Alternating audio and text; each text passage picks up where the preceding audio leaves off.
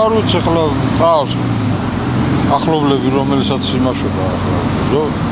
ზოგს აქვს სხვა გადაცილება ზოგს ეს ბანკები რო ძირავენ ახლა ყველანი კარგად ვიცი ძალიან დიდი ისა აქვს პროცენტი აქვს და მაგის გულისთვის რა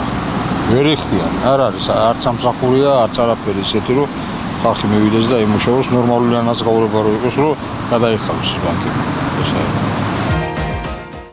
ჭარბი საკრედიტო ვალდებულებები მოსახლეობის უდიდეს ნაწილს აწუხებს ასე ვთქვათ და განსაკუთრებით ამ პრობლემას ამწვავებს ის ფაქტი რომ კრედიტებს იღებენ ძალიან მაღალ პროცენტში ამით ზარალდებიან არა მხოლოდ ფიზიკური პირები არამედ ბიზნეს სუბიექტებიც რომლებსაც უწევთ რომ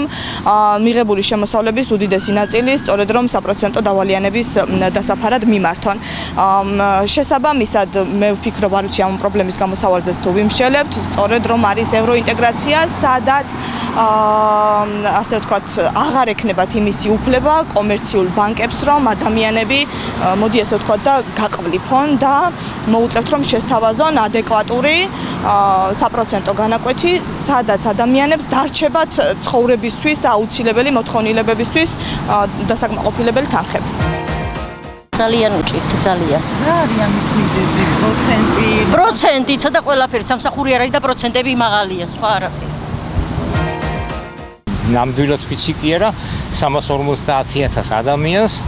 ამ ხელა დავალიანება არ შეიძლება რომ ქონდეს არ ვეღარ იხდიან არა არა უბრალოდ ვეღარ იხდიან კი არა არ აქვს მაგდენ ადამიანს დავალიანება ვისაც აქვს ის იხდის ნორმალურად თითქმის მეც ამაქვს მაგრამ ყველას აქვს თითქმის ყველა მეორეს აქვს და ყველა მეც აქვს ისე არავინ არ იქნება რომ არ იქნება ადვილად იხდის ხალხი ძალიან მიჭირს აქ მაგრამ უნებურად მე ვიხდი რომ რაც მუშაობ რაღაცა მაინც ფოჟლობ და ზოგის არაფერი არ აქვს მაგრამ რა ვქნათ აბა ზოგის ეზარება მუშაობა მაგრამ არის ის მაინც ცოტა რაღაცები რომ გამონახოს ხალხი